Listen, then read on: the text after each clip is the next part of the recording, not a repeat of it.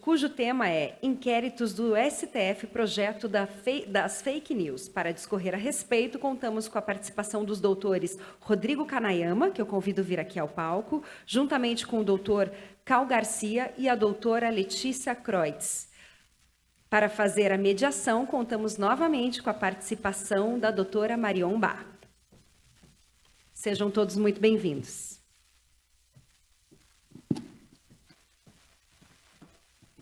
Muito boa tarde, muito obrigada pela presença. Espero que não enjoem da minha presença hoje, porque eu estou aqui, mas é só no papel de mediadora mesmo, obviamente. A gente está aqui para ouvir os nossos 3 palestrantes, a quem eu de pronto quero agradecer imensamente a aceitação do convite. É uma honra ter os 3 aqui, né, 3 autoridades no assunto, e é um assunto que a gente já arranhou hoje pela manhã, não sei se vocês puderam estar presentes, mas a gente teve um debate muito bacana de manhã, depois vai estar disponível na internet para quem quiser assistir, não pôde fazer pessoalmente, que foi entre o Adriano Soares da Costa e o Augusto Botelho, que cada um tem um posicionamento bastante distinto a respeito do tema, né? E nessa conferência a gente tem prezado muito por isso, pelo debate, né? A gente não quer ficar todo mundo na mesma bolha falando e todo mundo repetindo aquilo que a gente já pensa, a gente quer muito colocar esses pontos de contraposição e aí perceber que é no debate que a gente cresce, que a gente pode, enfim,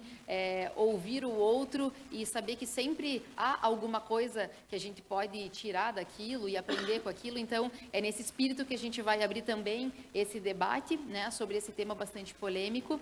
E eu vou passar a palavra para a gente começar para a doutora Letícia. Pode ser? Então, por gentileza, a doutora Letícia vai falar aproximadamente 10, 12 minutos, assim como os demais palestrantes, e, na sequência, a gente abre a palavra ao público. Obrigada.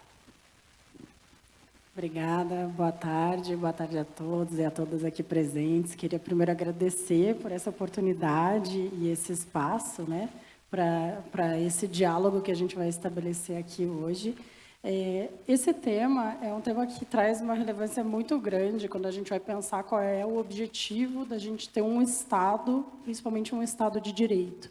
Eu entendo que quando a gente pensa quais as categorias fundantes do nosso Estado, e eu gosto muito de usar o Pierre Bourdieu, quando ele fala sobre isso, ele vai dizer que o Estado é o local em que a gente estabelece a possibilidade de um consenso sobre o dissenso, em que a gente vai ter ali um local onde a gente tem o ambiente da política e que nessa política é onde a gente vai conceber, né, um ambiente, um cenário em que as pessoas podem justamente discordar. Então, tem tudo a ver com esse princípio que institui a conferência, de a gente organizar ambientes em que o diálogo é possível, em que o debate de ideias é possível, mas que ele vai ser possível a partir de algumas métricas, a partir de algumas características, algumas normas que vão regulamentar a forma como a gente expressa o nosso dissenso dentro desse ambiente estatal, que é o ambiente da política. E quando a gente olha para as redes sociais, elas vão operar numa dinâmica que é completamente inversa. Eu costumo dizer que as redes sociais elas trazem um dissenso sobre o consenso.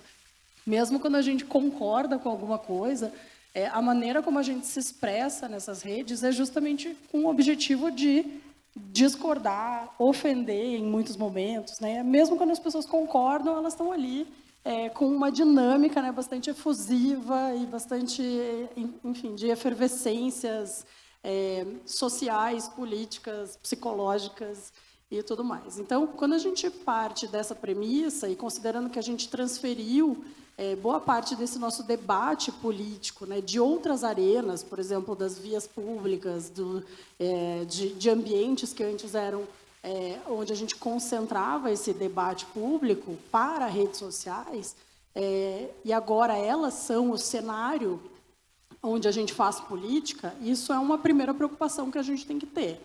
E aí, quando a gente se depara com o que a falta de verdade, né, ou a carência de veracidade das informações que são passadas ali, seja por pessoas que têm interesses políticos, seja, e aí mais grave, por pessoas que desempenham papéis políticos, que estão imbuídas ali, né, dessa tarefa pública que é confiada a pessoas que a gente elege ou que por outras vias chegam a essa condição como servidores públicos, isso se torna ainda mais complicado, ainda mais temeroso, né? E uma das questões que eu acho que é necessário que a gente aborde, que a gente reflita sobre por vezes, a gente pode se deparar com esse enigma, né, de dizer, mas não há uma verdade, ou quem vai definir o que é verdade. E eu acho que a gente tem que abandonar essa faceta do debate público e passar para o outro lado, né? Ninguém tem como objetivo definir o que é verdade dentro do debate público, mas há coisas que são falsas. Né? Definir o que é verdade é muito complicado, mas definir o que é mentira se torna um pouco mais simples, né? Em muitos aspectos. Nem sempre é tão, digamos assim, preto no branco, tão clarividente, mas, em geral, muitas das situações com as quais a gente se depara, quando o debate é sobre verdade ou mentira, o que falta com a verdade é um pouco mais fácil de ser decifrado. E não só isso. Há um debate sobre o quanto a gente pode responsabilizar pessoas que estão aí proliferando informações que não são verdadeiras. E aí entra um segundo ponto importante. Primeiro que o próprio termo fake news vem sendo usado numa perspectiva bastante pejorativa.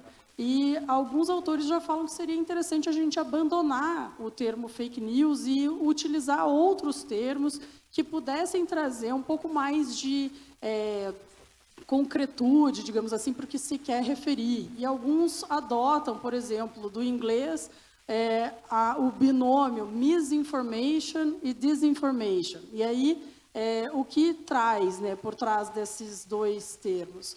A ideia de que há responsabilidades diferentes, há concepções diferentes acerca das ações das pessoas que criam algo que sabidamente é falso, que criam uma informação que não é verdadeira, com o objetivo de gerar consequências, sejam elas políticas, econômicas, sociais, o que quer que seja, em relação àquelas pessoas que vão, por ingenuidade ou por negligência, por imprudência, repassar essas informações por crerem que elas são informações verdadeiras. Como a gente vai ver muitas vezes os nossos parentes nos grupos de WhatsApp que repassam várias coisas absurdas. Eu costumo brincar que eu faço parte de uma agência de checagem de fatos alternativa, que é o grupo da família Camargo, a família da minha avó e do meu avô por parte de mãe. Nós temos lá um grupo que é uma agência independente, alternativa de checagem de fatos. A minha avó é uma pessoa que tem lá um grupo de idosos com quem ela convive bastante, de quem a gente gosta muito, porque são pessoas que continuam saindo com a minha avó e com o meu avô, então eles continuam jovens de cabeça, mas eles mandam uma quantidade significativa de informações absolutamente aleatórias e inverídicas naquele grupo. E a minha avó, eu acho isso até uma coisa bastante curiosa, não é nem que ela acredite naquilo, ela quer ter certeza que aquilo é mentira, ela tem uma sensação, isso me parece inverídico, mas ao invés de procurar no Google, ela fundou ali a própria agência de checagem dela, que é a família dela, e ela só manda para a gente e diz, e aí?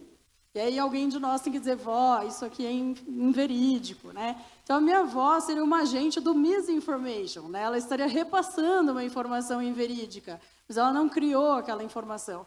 Uma das que ela mandou para a gente recentemente foi aquela que era um robô acompanhando um sheik árabe, assim, ele chega numa conferência e aí o vídeo dizia assim, robô de guerra contratado por não sei quem.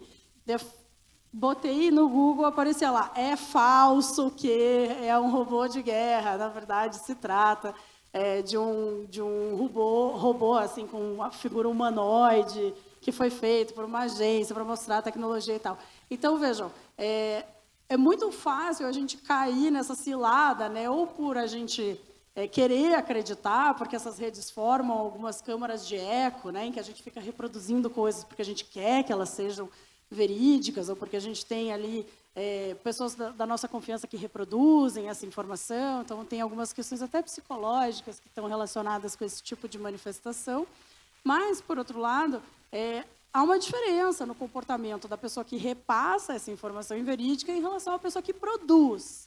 E isso tem que também ser levado em conta quando a gente vai pensar em políticas públicas que vão estar atreladas a essas questões. A gente não vai poder valorar da mesma maneira as condutas que são absolutamente diferentes, né, e que tem, claro, a reprodução massiva dessas informações por atitudes dessas de misinformation trazem também consequências bastante expressivas dentro do sistema. Mas é claro que as pessoas que são responsáveis por criar esses conteúdos e por tentar influenciar nessa ordem política, econômica, social, de uma forma falseada e fazendo uso justamente desses comportamentos massivos que a gente sabe que existem e do algoritmo das redes sociais, é algo que precisa ser levado em consideração e que a gente precisa encontrar mecanismos, né? Não tenho certeza se nós estamos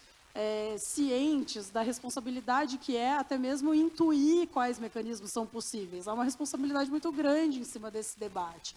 Mas, por outro lado, a situação que nós temos hoje, né, de um possível ali, casuísmo, dependendo de decisões judiciais para esse tipo de comportamento, também não é uma solução razoável ou adequada do ponto de vista da segurança jurídica, de uma isonomia no tratamento dessas pessoas, né, um princípio da igualdade, de um princípio da legalidade, que é o que vai trazer aí a base de todo o nosso ordenamento jurídico. Então, debater uma normativa em relação a isso é bastante importante, até mesmo para quem é contra-regular. Se você é contra-regular, o ideal é que a gente estabeleça uma norma que diga quais são os limites do que a gente vai, de onde a gente vai atuar, né? A não regulação dá muito mais poder para o Poder Judiciário, que vai alegar princípios ali, garantia da ordem constitucional a partir de uma lógica principiológica e vai continuar decidindo.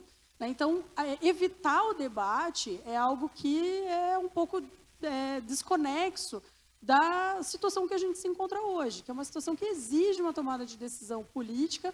O ideal é que essa tomada de decisão venha de um poder que representa a maioria de nós, e por mais que a gente olhe para o Congresso Nacional muitas vezes e não se sinta representado, ele é um poder eleito majoritariamente num princípio proporcional. Então, há vontades coletivas ali representadas.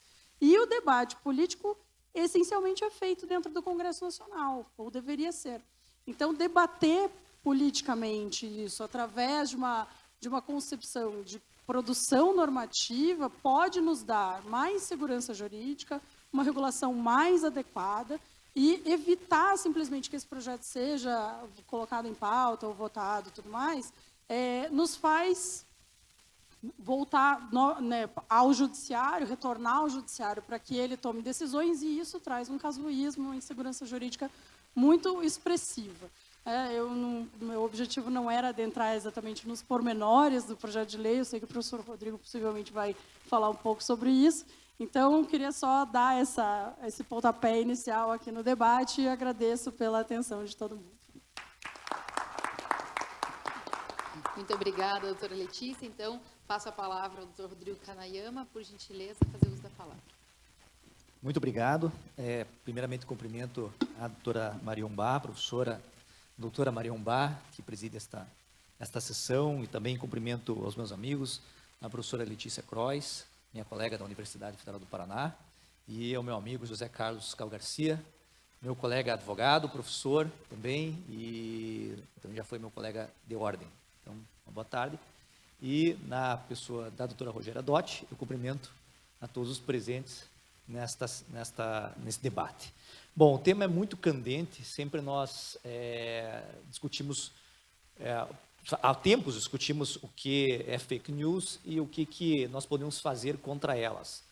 Bom, primeiramente, parabenizo a doutora Letícia por ter tratado especialmente do conceito de misinformation, desinformation, que é algo que realmente vem crescendo e eu acho que é um debate que é importante para não cair nessa fala comum, que é o fake news, que virou um meme praticamente, né? Até adesivo do WhatsApp existe.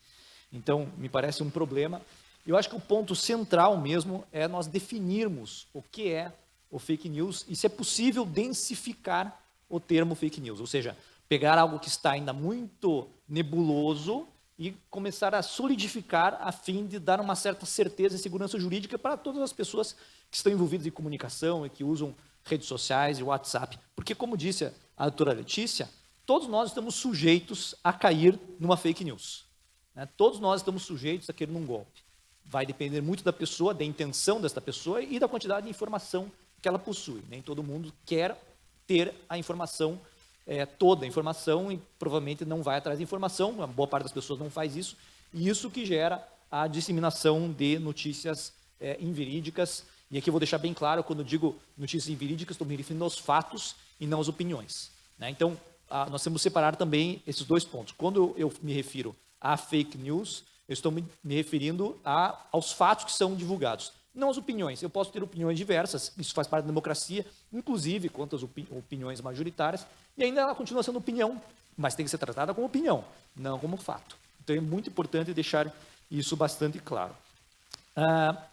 Eu e o Ricardo, que é meu irmão, coincidentemente tem o meu sobrenome, nós escrevemos um pequeno artigo na última revista da OAB, em que nós levantamos essa questão sobre o conceito de fake news. E lá nós dissemos o seguinte, que a falta de um conceito do que é notícia falsa impede a criação de uma regra de proibição, uma regra legal, né, que defina o que é. Nesse sentido, uma regra dessa natureza colocaria em risco a própria liberdade de expressão, tendo em vista a dificuldade em se estabelecer de modo seguro se a determinada manifestação seria falsa ou não. Então, é muito difícil determinar. Mesmo se nós lermos o projeto que tramita no Congresso Nacional, que está agora na Câmara, e está tramitando já há algum tempo, né? Mesmo que nós lermos o texto do projeto de lei, mesmo assim, nós não teremos certeza do que é notícia falsa. Porque, em primeiro lugar, não tem um conceito legal expresso do que e depende de uma construção. Porém, me parece que o projeto de lei ele caminha num trajeto adequado, porque delega competências para o setor privado. Então, ele pulveriza responsáveis para determinar o que deve ou não ser moderado, né? E não delega isso ao Estado, porque me parece que o Estado não tem esse papel de dizer o que é verdade ou não. Eventualmente, até o judiciário pode fazer, muito eventualmente, mas ele não pode ter um papel ativo de fiscalização do que as pessoas podem ou não dizer nas redes sociais. O WhatsApp, por exemplo, que possui criptografia de ponta a ponta, permitir que o Estado intervenha na criptografia de ponta a ponta é acabar com o produto, é acabar com a privacidade que eu tenho e que eu devo ter para me comunicar com meus amigos e com os meus clientes, porque ele se tornou uma ferramenta fundamental de atuação profissional e eu quero ter absolutamente todo o sigilo da comunicação com meus clientes. E o WhatsApp se tornou uma peça bastante importante. Voltando um pouco ao passado, para determinar como que essa discussão sobre notícia falsa surgiu, eu vou trazer aqui um texto, e basta procurar na internet, que vocês podem encontrar gratuitamente, tem um blog que traz esse artigo. Dois professores, um deles é o professor da USP, que é o professor Pablo Hortelado. Tá? Ele escreveu junto com um professor chamado Márcio Moreto Ribeiro. E ambos têm uma pesquisa acadêmica bem interessante sobre redes sociais. E eles já detectaram lá atrás, isso em 2017, mas depois fizeram uma pesquisa um pouco mais extensa, sobre o comportamento dos usuários de rede social. Então, eles pegaram lá atrás, antes da 2013, quando começou aquela revolta das ruas, e depois foram analisando como era o comportamento dos grupos, né? Por isso que é redes, né? Isso é o comportamento de redes. Como as redes se comportavam antes de 2013, durante 2013 e após 2013. Então, o que eles detectaram antes? Que os grupos se comportavam com uma certa polarização, mas existiam pontos de contatos entre esses grupos. Ou seja, as pessoas que faziam parte de um grupo, digamos, sei lá, contra algum direito qualquer, também faziam parte de grupos pró-direito. Ou seja, mantinha-se um diálogo entre esses grupos, porque as pessoas que participavam de um participavam do outro que pensava diferente. E isso é importante para a democracia, né? O dissenso é fundamental para que nós tenhamos um regime democrático, que possa divergir do outro sem ser admoestado. Então é importante. Com o passar do tempo, houve uma mudança nesses grupos. Os grupos passaram a realmente se polarizar. A polarização, portanto, que foi detectada nessa pesquisa, era de que os grupos não tinham mais pontos de contato.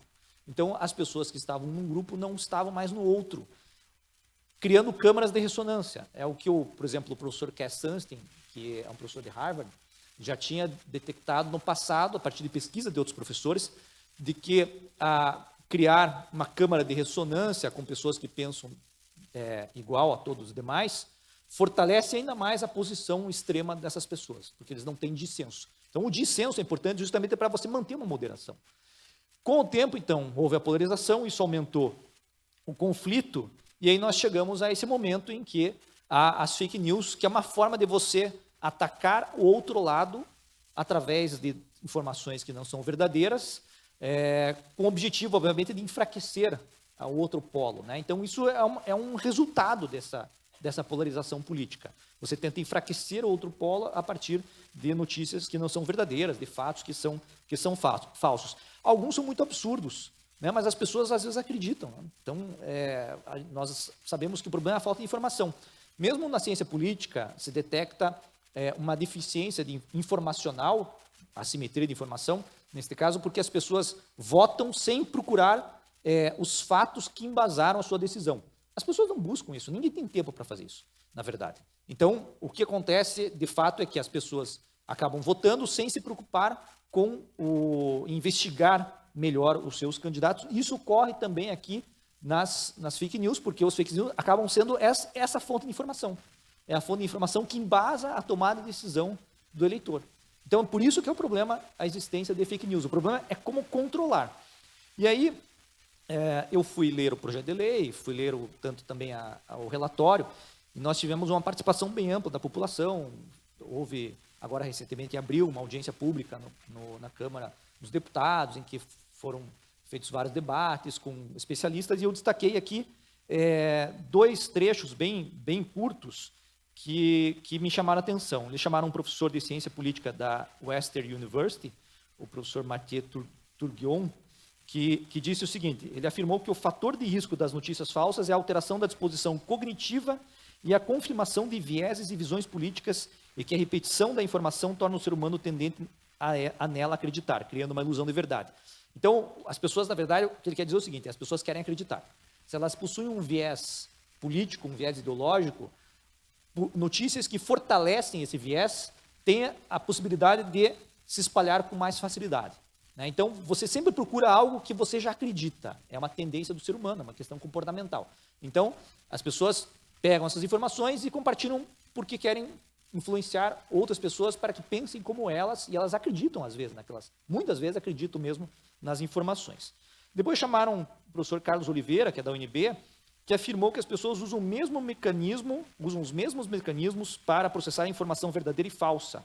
E esses mecanismos são baseados em influências prévias, havendo elementos psicológicos que estabelecem vieses na recepção da informação, e o partidarismo exerce um forte condicionamento, que é, na verdade, a polarização política também. Então, as pessoas têm posições muito definidas, já pré-existentes, e essas notícias tendem a fortalecer esses vieses. O vieses é o que vem do inglês bias, né? Que é uma tendência, ele é menos do que um preconceito, né?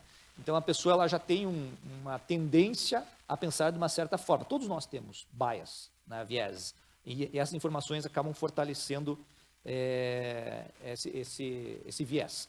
E aí, para terminar, eu peguei mais um trechinho aqui do relatório dentro do processo legislativo, que diz o seguinte: que um estudo do MIT descobriu que 1% das notícias falsas mais vistas pode atingir, em média, até 100 mil pessoas, enquanto as verdadeiras raramente atingem mais de 1.000 pessoas. Tá? Esse é um dado que está num texto, eles citam um texto, que se chama The Spread of True and False News Online. Né? Então, o espalhamento das notícias falsas e verdadeiras no âmbito da internet. Está na revista Science, mas foi citado nesse parecer, é bem interessante. Então, é por isso que nós temos que encontrar uma forma. Me parece que o projeto de lei vai num caminho muito bom, porque espalha essa moderação, e a moderação tem um procedimento próprio interno, mas que ainda me parece ser necessário um debate ainda mais aprofundado com toda a sociedade. Muito obrigado.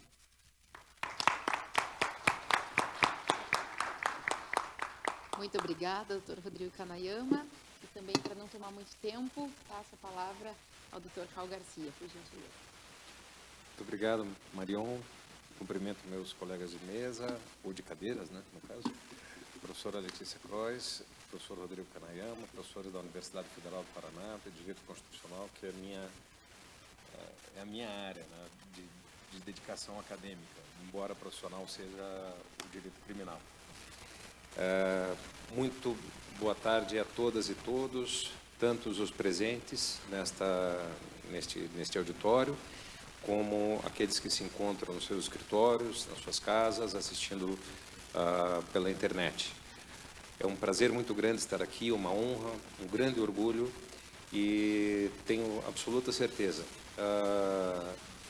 Eu sempre tive o sonho, a vontade de me dirigir à advocacia paranaense num encontro na conferência estadual. Portanto, estou muito orgulhoso, estou muito honrado, estou muito emocionado de poder estar aqui com vocês hoje. Muito boa tarde, sejam todos muito bem-vindas e muito bem-vindos. Meus queridos amigos Eduardo e Rogéria, mais uma vez parabéns pelo painel de vocês, que trouxe já alguns elementos que a gente vai poder discutir aqui nas nossas questões. O meu tema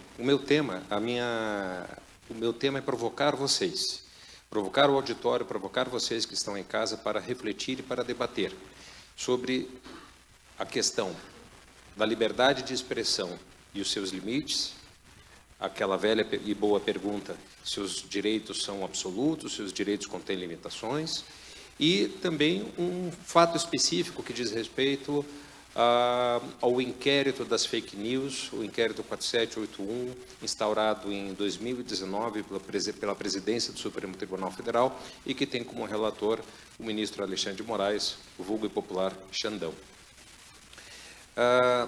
Bem, os dois temas, as duas propostas de discussão trabalham com um elemento normativo comum, é o constitucionalismo multinível, ou seja, a compreensão de que existem garantias, de que existe uma normatividade expressa no sistema internacional de direitos humanos, na ordem internacional, e também um sistema de garantias interno, que é a nossa própria Constituição, Constituição Federal de 1988, que traz um grande elenco, um grande rol de direitos e garantias fundamentais que não estão apenas expressos no artigo 5º da Constituição, mas estão espraiados por todo o texto constitucional.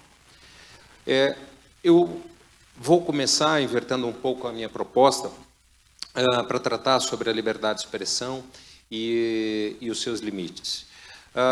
Tanto a Constituição quanto o Pacto Internacional de Direitos Políticos e Civis, como a Convenção Americana de Direitos Humanos, que é o Pacto de São José da Costa Rica, trabalham com a ideia de que é garantida a liberdade de expressão do pensamento na sua forma mais ampla, inclusive garantido o direito de protesto, o direito ao protesto, o direito que o Roberto Gargarella qualifica como o primeiro direito do qual dependem todas as outras expressões políticas que nós temos, as nossas expressões da personalidade no âmbito público. Esse direito ao protesto seria o primeiro direito. A liberdade de expressão é garantida na sua forma mais ampla, na liberdade religiosa, na liberdade profissional, na liberdade de expressão do pensamento político, etc., ideológico, etc., e não pode ser objeto de censura prévia. Porém, o exercício desse direito é sujeito às suas consequências ulteriores, que é a expressão utilizada pela Convenção Americana, lá no seu artigo 13. E essas consequências ulteriores podem ser tanto no âmbito civil, como no âmbito penal. Porém, devem ser obrigatoriamente previstas na legislação, em lei formal. Portanto, essa garantia tem essas duas condições: a impossibilidade de censura prévia e a possibilidade de respostas ulteriores, né? Tanto no âmbito civil como no âmbito penal. O direito ao protesto foi muito bem definido, ou melhor, exemplificado aqui, a Rogéria trouxe aqui uma importante manifestação no âmbito da ditadura, em que quando o auditor militar decreta a voz de prisão, dá a voz de prisão a um advogado que ousou levantar a sua voz no julgamento, todos os outros advogados se levantaram e se colocaram de pé, dizendo: se vai dar ordem de prisão a esse advogado, todos estarão presos. E, portanto, esse foi um protesto. Também nós tivemos protestos, nós podemos ter protestos nas mais diversas áreas por melhores salários. A greve, dizia o professor João Regis Teixeira, é o apanágio da liberdade. Enfim, o protesto dos arquitetos na década de 60, em plena ditadura, que levou à mudança do plano diretor de Curitiba para que parasse de ser destruídos os imóveis históricos da cidade e redefinido um plano estrutural que hoje é a característica maior da nossa cidade em termos de urbanismo. Enfim, vejam a riqueza desse direito e a importância desse direito para a constituição da cidadania, para o exercício pleno de direitos, que não se resume apenas ao direito de votar e ser votado a cada 4 ou a cada 2 anos nos períodos eleitorais. E a questão... e é importante dizer que a Constituição, ao garantir esses direitos, como diz o professor Clemerson, é uma resposta para o passado e uma promessa para o futuro, para a constituição de um novo perfil de sociedade, uma sociedade plural, livre e solidária, como diz o texto da Constituição. O inquérito das fake news, ou assim chamado inquérito das fake news, foi instaurado pela portaria 69 da presidência do STF em 2019. Ele se valeu do artigo 43 do regimento interno do STF, que tem uma curiosa expressão. Se houver a prática de ilícitos no âmbito do tribunal, ou seja, na área do tribunal, praticado por pessoas ou autoridades que estão sob a jurisdição do Supremo Tribunal Federal, haverá a instauração de um inquérito e que será determinado um relator, etc., daí com todas aquelas providências. O que aconteceu? Levando em consideração a existência de fake news, a existência de ameaças à integridade física dos ministros do Supremo Tribunal Federal e de seus familiares, e também ameaças à autoridade e à executoriedade de decisões proferidas pelo Supremo Tribunal Federal, determinou-se a instauração de um inquérito. E, curiosamente, a designação nessa mesma portaria do ministro relator, o nosso glorioso Xandão. O ministro Alexandre de Moraes. Esqueci que isso aqui está ao vivo, né? Bem, ministro. Bem, essa instauração, o inquérito, é alvo de diversas críticas e, a meu modo de ver, essas críticas podem ser procedentes, essas críticas são bastante importantes, mas eu gostaria de ouvi-los a respeito disso. Porque leva em consideração algumas questões. Houve um ADPF que questionou a validade da instauração desse inquérito. ADPF 572, se não me estou enganado, que é da relatoria do ministro Fachin. O que decidiu o STF? O STF decidiu o seguinte: olha, existe um poder de polícia, e aí talvez uma deturpação daquele conceito antigo do direito administrativo, substituído pelas limitações administrativas, né, Rodrigo? Com aqueles atributos presunçosos, como diz o Egon Bockmann Moreira, que diz respeito a determinadas competências da administração pública para restringir direitos especificamente dentro daquela concepção antiga, autoritária do direito administrativo, dos administrados, não dos cidadãos. Também a pretensão de uma interpretação conforme do artigo 43, que, a meu modo de ver, Eduardo, acabou sendo mais como uma espécie de tortura do dispositivo regimental para que ele pudesse admitir ou confessar determinados fatos que não estavam ali previstos. E também, e aí me parece o grande problema, aquela questão que você tratou agora há pouco, a questão da imparcialidade do juiz, a garantia do juiz natural, que compreende, segundo os tratados, segundo a Constituição, e de acordo com um brilhante artigo do professor Antônio Acerbreda, o direito a garantia de ser ouvido e julgado por um juiz imparcial ou um tribunal imparcial e competente, cuja competência tenha sido fixada antes da ocorrência dos atos por lei formal, pelo menos por lei formal. E, como todos sabem, nós temos em relação à competência do Supremo Tribunal Federal uma atribuição que é estabelecida diretamente pelo texto constitucional no artigo 102, no inciso 2, salvo engano, em alguma daquelas letrinhas ali. Bem, se não houver juiz imparcial, não há jurisdição. E se não há jurisdição, não há processo. O professor Auri é gremista também, não? É cocolorado? O professor Auri estabelece, né, a garantia do juiz, a imparcialidade do juiz como um princípio supremo do processo penal, do processo em si. E cita um grande professor argentino, falecido há 1 ou 2 anos, o professor Julio Mayer, que diz que é uma qualidade essencial do juiz. Se não há imparcialidade, não há jurisdição, não há juízo e, portanto, não há processo. Então, vejam, são esses problemas que eu gostaria de trazer para vocês e tem algumas questões, inclusive uma pergunta que foi feita lá em Londrina, que a gente vai tentar recuperar, doutora Marion, que está ali numa das falas do professor Rodrigo Canayama, né? Se existe diferença entre opinião e fato. E como Rogério, eu fiquei pensando nisso, né? 2 dias depois eu parecia aquele personagem antigo que dizia, na hora eu não consegui dar uma resposta. Meia hora depois eu disse, soltei a resposta, mas na hora eu fiquei, é? Portanto, me pegou de surpresa aquela pergunta, mas fez refletir sobre o tema. Eu acho que a gente tem, inclusive, uma possibilidade de discutir isso, porque tem algumas questões interessantes. Eu vou trazer, inclusive, tentar trazer um exemplo para servir, para que a gente possa discutir. Obrigado. Muito obrigada, doutor Cal Garcia. Então, agora eu questiono se alguém da plateia, da ilustre plateia, deseja fazer uso da palavra, porque isso aqui é para ser um debate, então a gente também deseja ouvi-los. Alguém? Por favor. Já temos alguém com o microfone, senão eu mesmo vou fazer o serviço. Não? É? Tá, tá.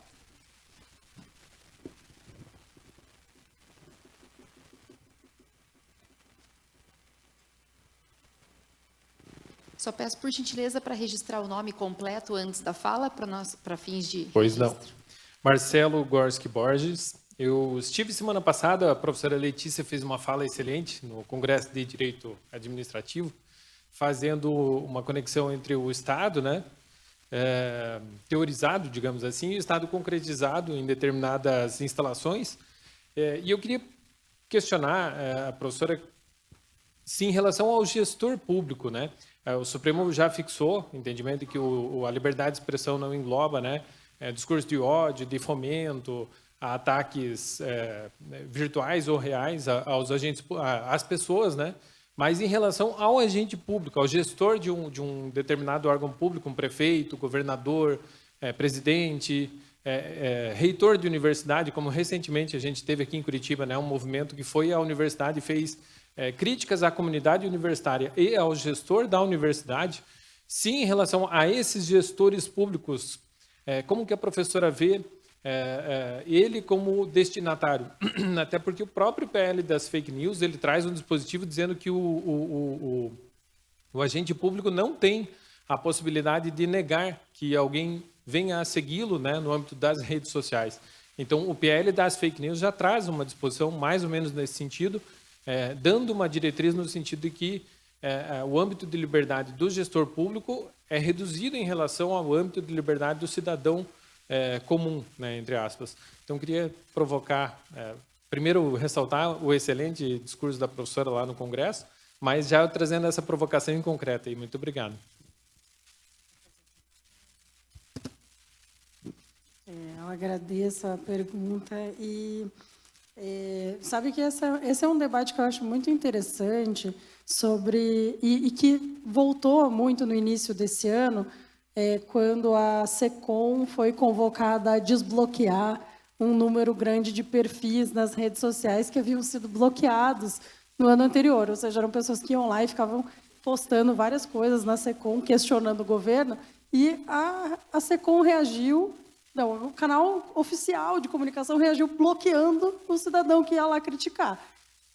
Na minha visão, isso não poderia acontecer, seja qual for a gestão, né? Um canal oficial, para mim, é bastante pacífico, que não poderia acontecer. O cidadão num canal de comunicação com o Estado. O fato do Estado escolher fazer uso desse tipo de rede social traz a ele consequências que são, né, cada escolha é uma renúncia. Você escolhe fazer um perfil de Twitter do governo, você vai estar sujeito a diversas adversidades, vamos dizer assim. Você pode, inclusive, escolher fazer posts sem que as pessoas possam comentar o teu post, que eu também já acho bastante complexo do ponto de vista da democracia. Você escreve lá alguma coisa, que é uma comunicação oficial de governo, e fecha os comentários, não permite que as pessoas comentem. Há uma dificuldade da gente estabelecer um diálogo democrático aí, porque só há um canal, né, de projeção, né, só um lado fala. Então, eu vejo com muita dificuldade nesse sentido. Mas, especificamente sobre essa questão dos perfis de pessoas públicas, né, sejam elas deputados, senadores, reitores, presidente, quem quer que seja, eu acho que há duas possíveis respostas para a tua questão. A primeira resposta seria, se esse perfil é um perfil estritamente pessoal, eu acredito que ele pode, por exemplo, ser um perfil fechado. Há pessoas que praticam isso, que elas têm um perfil aberto, em que se debate ali os projetos, né, a atuação pública dessa pessoa, e elas têm um segundo perfil, que é um perfil fechado, que é voltado ali para postar fotos da família, interagir com as pessoas que são próximas. E aí eu acho que seria possível, por exemplo, no perfil que é privado, que é para fins né, subjetivos ali da vida da pessoa, ela não precisar interagir com outras pessoas, né, com o cidadão comum, que não é o amigo, o familiar e tudo mais. Mas num perfil aberto, aí eu concordo com você nesse sentido. O perfil aberto de uma pessoa que é pública e que utiliza esse perfil para comunicação de uma função que ela executa em nome do Estado, não poderia ter violações, digamos assim, do acesso do cidadão a essa informação, a uma possibilidade de diálogo, né? Então, acredito que a gente poderia diferenciar e até mesmo dar a possibilidade dessas pessoas de continuarem tendo uma faceta da vida privada preservada, mas, por outro lado, se aquele perfil tem essa finalidade, né, de se voltar para o debate público, aí eu entendo que não só a pessoa não poderia deixar ou impedir que alguém seguisse ela, mas também ela não poderia bloquear pessoas, né, ela poderia vedar o acesso. E esse debate aconteceu, inclusive, nos Estados Unidos, com o bloqueio de contas pelo Donald Trump, né? Então, esse debate não se resume a nós, ele está sendo refletido em vários outros lugares, com a mesma dificuldade, que a rede social permite que ele faça, né? Os termos da rede social autorizam que a pessoa bloqueie pessoas. E se aquele é o canal oficial de comunicação, a gente acaba restringindo o acesso do cidadão a um mecanismo que o Estado está fazendo uso, querendo ou não. Então, eu acredito que essa seja uma das possíveis respostas, né? Não tenho a pretensão de te dar uma resposta definitiva. Só para complementar, e realmente a professora Letícia falou aqui sobre a discussão dos Estados Unidos, mas eu até fui fazer uma busca para saber exatamente a data, mas agora em abril de 2023, a Suprema Corte Americana admitiu 2 casos que tratam exatamente desse tema, sobre a possibilidade ou não de bloqueio pelos oficiais públicos de pessoas que façam críticas em rede social. Então, é algo que ainda não está resolvido, nem aqui nem lá. Mais alguém deseja fazer uso da palavra? Levanta a mão, por gentileza, que é um pouquinho ruim de ver daqui. Boa tarde a todos. Me chamo Thiago Ferrelli, sou advogado atuante aqui na capital há 5 anos. Parabenizar a conferência pelo tema, é um tema que está sendo construído e, como dito no painel anterior, o exercício da advocacia ele deve ser aguerrido e combativo, né? Me parece, a percepção que eu tenho, que fake news, a notícia falsa, ela não é recente, algo que já existe há um bom tempo. Mas com o advento das redes sociais, isso aumentou, deu um poder muito maior para quem as pratica, né? Ou passa a atingir um número muito maior de pessoas, como trouxe o nosso Dr. Rodrigo.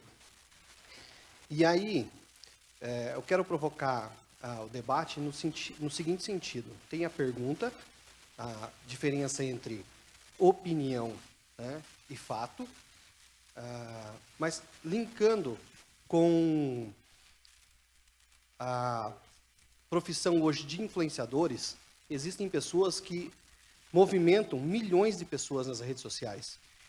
E essas pessoas emitem suas opiniões. E não seria... me parece que, às vezes, você vê opiniões falsas também.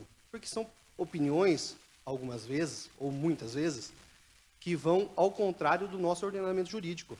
E aquilo não é uma fake news ou uma notícia falsa, mas propaga uma ideia de um protesto, ou de uma campanha, ou de um engajamento, de algo que nem juridicamente é possível ou viável. Então, eu quero deixar essa provocação para o debate, tá? Com isso, encerro a minha fala. Muito obrigado. Muito obrigado pela pergunta. Eu estudei essa pergunta, portanto, eu tenho boas chances de dar uma boa resposta. Ou não. Essa pergunta nos foi feita, na Marion e eu, nós estávamos lá nas prévias em Londrina, por um querido advogado, eu não me lembro o nome do doutor, mas eu fiquei muito incomodado porque eu não consegui dar a melhor resposta possível, porque é uma pergunta difícil. A diferença entre opinião e fato. A opinião, ela expressa um sentimento que você tem em relação a algum fato, né? algum objeto, um quadro, uma obra de arte, uma música, etc. É uma interpretação que você tem em relação a um determinado objeto. Um fato, grosseiramente a gente vai poder qualificar como um episódio histórico. Por exemplo, nós estamos aqui reunidos na Conferência Estadual da Advocacia, na 8ª Conferência Estadual da Advocacia, no Teatro Positivo. Isso é um fato. Não estou fazendo qualquer tipo de juízo de valor a respeito desse fato. Nós vamos pegar um episódio, um fato, que aconteceu em 1998, na cidade de Paris, praticamente no estádio de França, a final da Copa do Mundo, Brasil e França, de 1998. O Brasil era favoritíssimo, isso é uma opinião, né? E foi fazer a final com a França. O que aconteceu?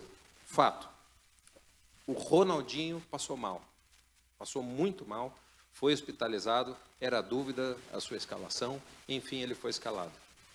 Fato, o jogo terminou 3-0 e a França foi campeã mundial. Opiniões. O Rodrigo, naquele momento lá, ele disse: o Brasil tinha um time muito melhor que a França. Se não fosse aquele episódio do Ronaldinho, a gente teria ganho aquele jogo muito fácil. Tinha Roberto Carlos, Rivaldo, Ronaldo, Ronaldinho, né? Seria impossível a gente perder aquele jogo. Opinião contrária. Peraí, Gaël falou naquela época. A França tinha Zidane, Djorkaeff, Pires. Era um timaço. Não era fácil ganhar daquele time. Estava jogando em casa para 100 mil pessoas cantando a Marselhesa. Exatamente. Aí o Brasil perdeu e vem a fake news, a meu ver, que pode ser ilustrada. O Brasil entregou aquele jogo porque a Adidas era patrocinadora da França, que era anfitriã da casa, e a próxima Copa do Mundo, que seria um dos lugares em que a Nike é mais forte, que seria no Japão e na Coreia, né? E a empresa que patrocina o Brasil seria, obviamente, essa Copa seria do Brasil.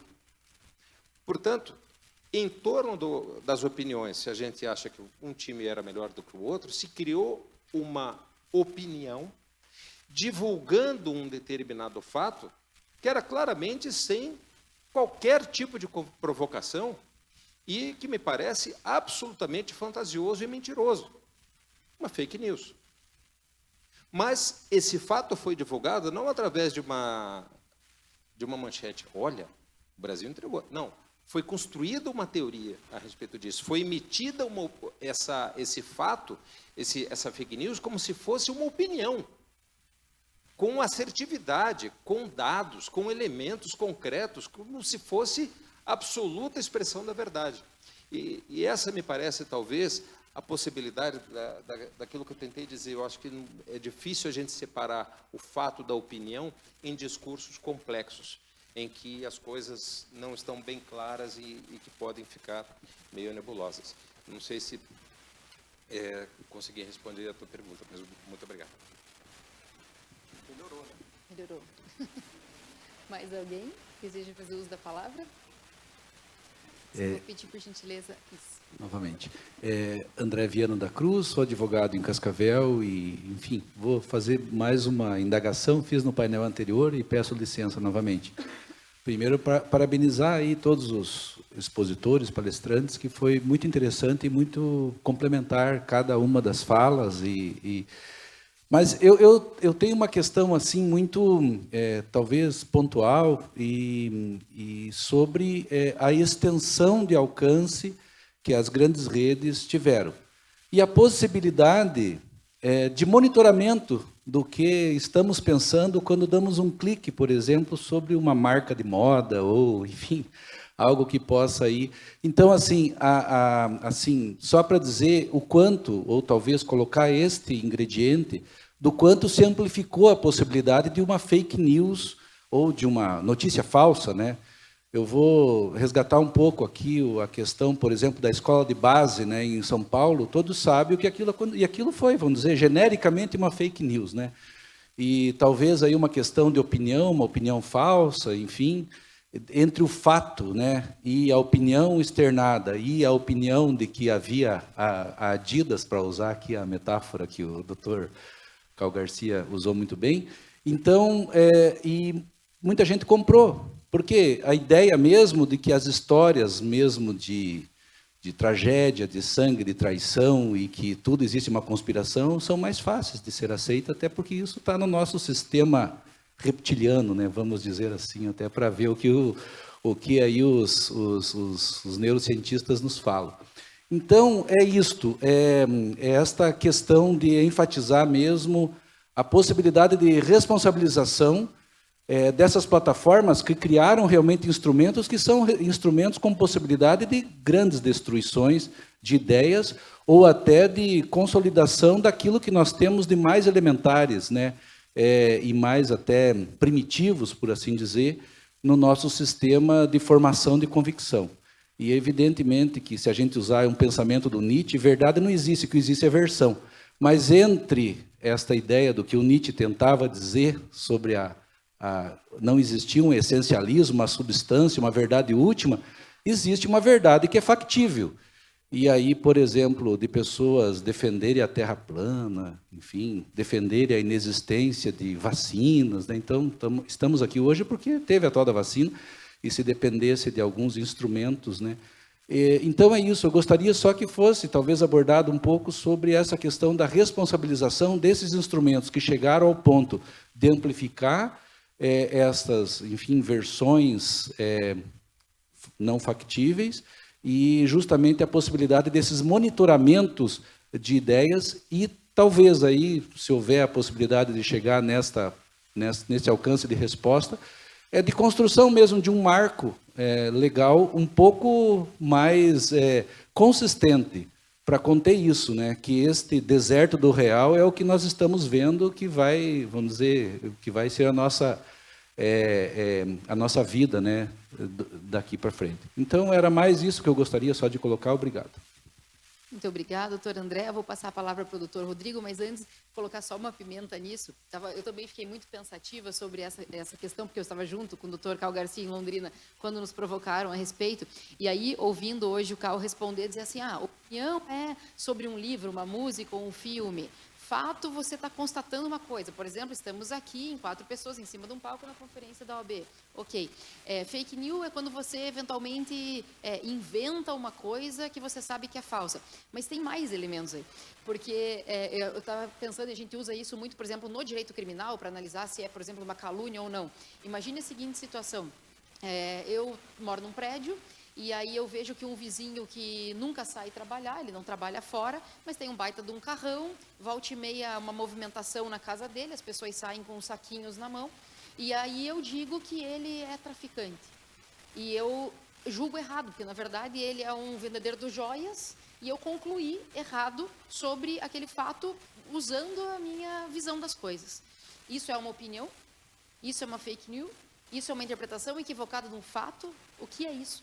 E aí, claro, no penal a gente tem uma resposta, mas é interessante, né? Então a gente tem outros elementos além disso, que acho que casam um pouco com esse questionamento do doutor André. Então, doutor Rodrigo, se puder nos esclarecer tudo isso. Não, na verdade, isso é um problema de economia comportamental, né? As pessoas, elas fazem alguns juízos tomando com base em experiências passadas, é normal. Então, isso também aplica-se ao direito penal. Então, quando as pessoas fazem algum juízo, veem alguns fatos, elas podem concluir, fazer suposições equivocadas com base em vieses ideológicos, com preconceitos, com experiências passadas, né? Que é muito comum. Eu até passei para os meus alunos em sala de aula até a falácia da mão quente, né? Que tem naquele filme, que é do Richard Thaler, que ganhou o prêmio Nobel. Mas tem algumas discussões bem interessantes em economia comportamental que tratam sobre isso, né? Então, eu tomo algumas decisões baseadas em informações que eu suponho que existem, né? Elas não são verdadeiras. Mas eu queria trazer um dado interessante aqui, que eu me lembro desse estudo, que foi um estudo da OCDE, foi publicado em 2021, que disse que 67% dos estudantes de 15 anos no Brasil não sabem diferenciar fatos de opiniões. E às vezes, de fato, nós podemos ter um texto complexo que dificulta, né, a verificação se é fato ou não é. Mas talvez não, realmente exista uma dificuldade, que é o caso que o doutor André trouxe aqui, não foi o doutor Tiago trouxe sobre um influenciador na internet, né, que pode passar dados incorretos, mas não é uma opinião propriamente, pode ser simplesmente um dado incorreto, né? Nós temos tantos psicólogos aí de ocasião, né, Surin, por exemplo, mas pode ser meramente uma opinião do sujeito, e ele não transmite aquilo como uma opinião, né? Transmite como se fosse um fato. Então, isso que é importante você diferenciar, mas para você diferenciar, você tem que ter informações, né? Nem sempre é muito claro, porque você não tem informações suficientes para diferenciar o que é fato de opinião.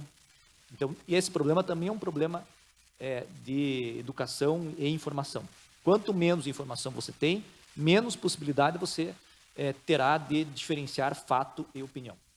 Esse é um problema, infelizmente, estrutural nosso. Eu queria só complementar, porque você falou algo muito interessante sobre a teoria da conspiração, né? Como isso também nos afeta muito. As teorias conspiratórias, elas vendem bem, elas têm um apelo emocional para nós. Não sei vocês, eu mesma adoro dar uma lida. E, vejam, a gente está aqui debatendo isso. Vocês escutaram que eu estava semana passada debatendo isso também. Ou seja, a gente tem, mesmo reconhecendo que há inverdades aí, elas são atrativas. E tem um outro elemento que eu acho que é interessante, que casa muito bem com essa situação do jogo da Copa de 98. Eu, na Copa de 98, eu assisti essa final. Eu lembro bem que a minha mãe estava grávida do meu irmão. Então, assim, a gente tem memórias, né? Por isso que e o meu irmão chama Leonardo. E, embora em 98 também tenha lançado o Titanic, todo mundo acha que o meu irmão chama Leonardo por causa do Leonardo DiCaprio, ele chama Leonardo por causa do Leonardo da seleção. Então, vejam, a gente tem memórias que são afetivas e que se relacionam com elementos, né, fatos que a gente viveu. E a gente tem falsas memórias que contribuem com elementos conspiracionistas. Então, vou dar 2 exemplos assim, importantes, assim, historicamente falando. Há uma memória coletiva falsa de que, quando aconteceu o atentado das Torres Gêmeas, no Brasil, naquele momento, estava sendo transmitido TV Globinho, e que o plantão da Globo interrompeu a TV Globinho para mostrar o que estava acontecendo. Não estava sendo transmitido TV Globinho. As pessoas foram atrás da informação histórica, mas existe uma memória coletiva fundamentada através dos anos, e a gente reproduz essa ideia como se ela tivesse acontecido, e ela não aconteceu, uma falsa memória. Né? Então, esse é um elemento importante também para a gente pensar no que é fato ou opinião. A minha opinião é que estava passando TV Globo, e como você sabe, nem era isso. Isso afeta também a forma como a gente reproduz essas informações. E a outra, que eu acho até mais complexa do ponto de vista político, é a falsa memória, ou, enfim, informação, de que, quando aconteceu o acidente do Eduardo Campos, ele era um candidato que estava potencialmente projetado para se eleger presidente da República. E não é verdadeiro, ele era 4º ou 5º nas pesquisas presidenciais, ele não tinha 2 dígitos de intenção de voto, tinha menos de 10%. Então, vejam, é uma falsa projeção que se coloca, e isso alimenta uma teoria conspiratória. Então, se dizem assim, não, o Eduardo Campos ia se eleger presidente do Brasil, por isso derrubaram o avião dele. E, gente, a informação é inverídica, que provém de uma opinião de alguém, e isso se reproduz, cria uma falsa memória nas pessoas de que ele era o 2º candidato com maior intenção de voto, que isso faria dele o próximo presidente, potencialmente. É uma inverdade, né? E que se projeta por uma falsa memória coletivamente produzida, reproduzida e fomentada. Estava passando o programa da Angélica na hora. Bambuluá. Doutor Eduardo. Mas ele aqui está dizendo que o pessoal acredita que era Dragon Ball Z. Estava passando. Bom, boa tarde a todos. Cumprimentá-los pelo painel. Muito bom. E eu queria fazer só 2 provocações a vocês. A primeira delas é no seguinte sentido, que é o que me preocupa bastante e vem muito ao encontro do que o Cal falou. Hoje nós temos um inquérito da fake news tramitando, nós não temos uma legislação consistente no tema, no entanto o judiciário construiu um cabedal instrumental enorme e há um ditado popular que diz que pau que bate em Chico, bate em Francisco.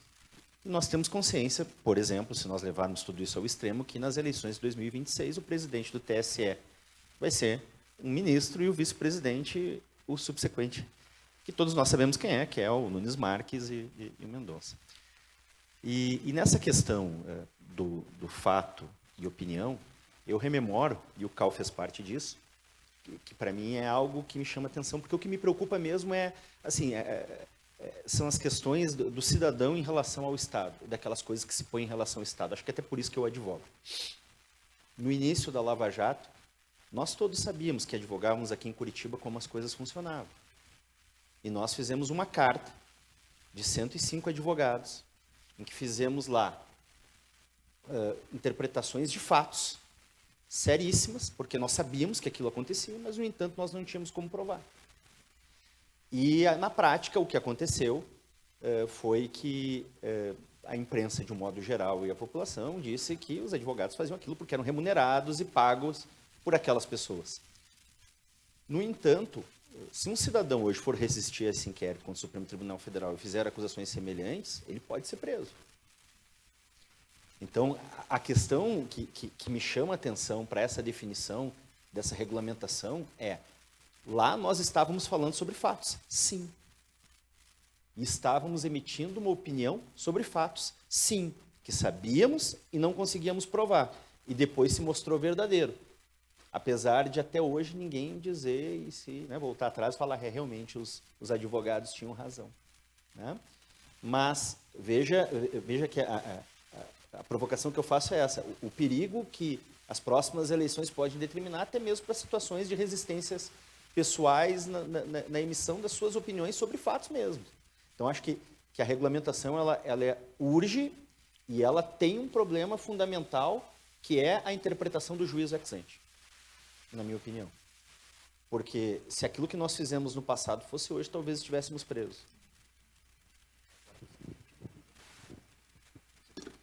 Corta a transmissão ao vivo. Quer responder? Não, mas é uma provocação, mas é praticamente uma... Eu vou aderir à provocação, né? Eu não me sinto minimamente provocado, isso é fato. E me lembra do seguinte: assim, não é nem puxar um pouco brasa para a sardinha, mas o Eduardo e eu fomos os primeiros advogados a questionar a competência e a parcialidade do magistrado que conduzia os processos da Lava Jato.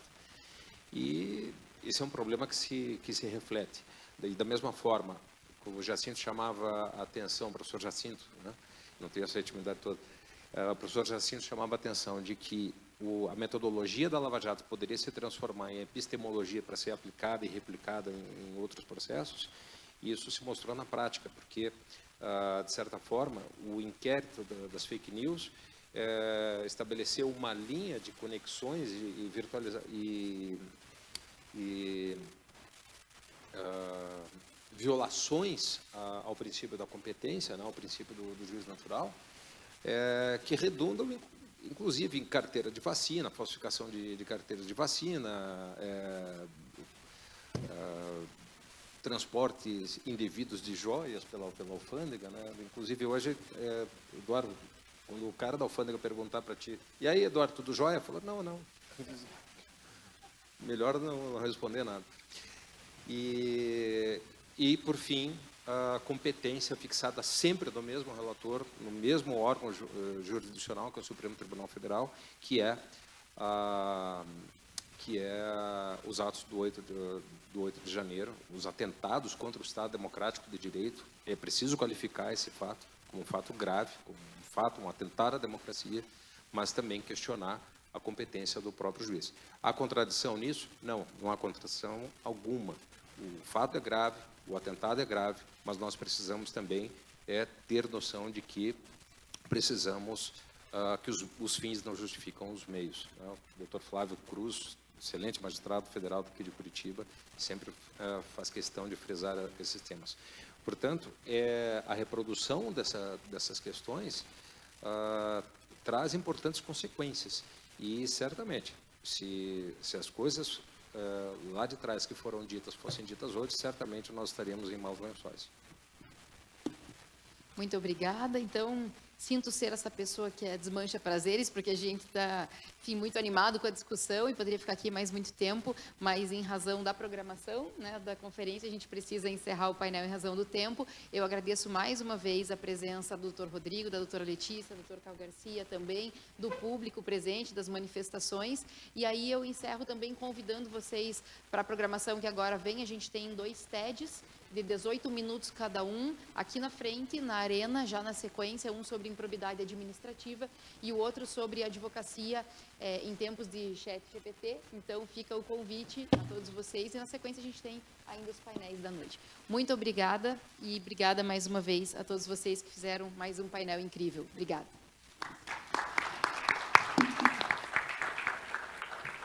Nós que agradecemos a participação de todos nesse debate de extrema relevância.